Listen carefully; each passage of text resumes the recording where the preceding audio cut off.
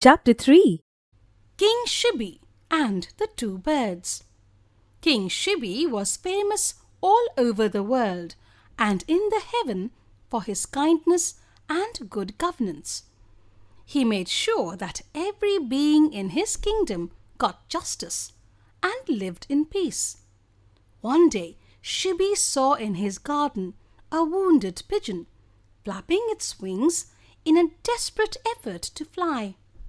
The king lifted the bird from the ground and wrapped it in his shawl to comfort it. The next moment, he saw a fierce falcon landing on the parapet. Shibi at once realized how the pigeon was wounded and why it looked so frightened.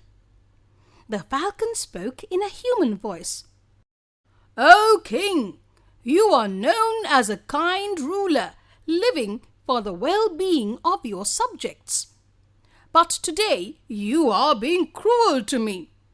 I saw you guarding that pigeon, which was my prey.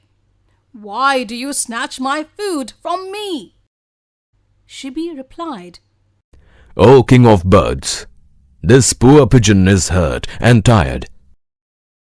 It came to my refuge trusting that I would save its life. Just as you do not want to die of hunger, this little bird does not want to be eaten by a predator. Please tell me in return for this pigeon's life what other food I can offer you. The falcon said, "Food is the first choice of every living thing. Without food, we all die. If I die, my little children that have just hatched will not survive either. Please decide if it is right to save one life at the cost of many lives. To protect this pigeon, you are letting my whole family die. Is this justice?" This question from the falcon put Shibi in a dilemma. He thought for a while and said, It is one's supreme duty to protect someone in danger. A king cannot get away from his duties even if everyone else does. I can give you my whole kingdom if you promise not to harm this pigeon.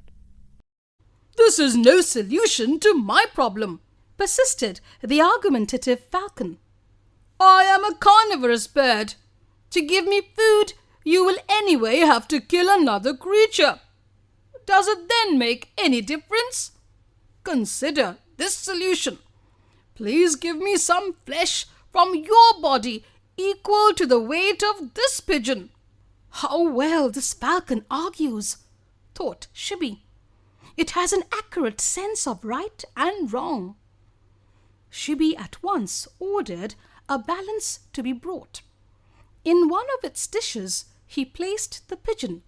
He then cut a chunk of flesh from his thigh with a sword and put it in the other dish. The pigeon's dish hung low. Shibi now cut a larger chunk of flesh and placed in the dish. The pigeon still outweighed the flesh. Shibi kept carving his body until there was barely any flesh left around his bones. The balance was still heavier on the pigeon's side. Finally, Shibi himself mounted the dish, hoping to equal the weight of the bird. Suddenly, divine music filled the air, and the heavens showered flowers on Shibi. The falcon and the pigeon disappeared, and in their places stood Indra, the king of gods, and Agni, the god of fire. Indra said, "Shibi, Agni and I came down from the heaven to test you. You have proved that you are far greater than people think.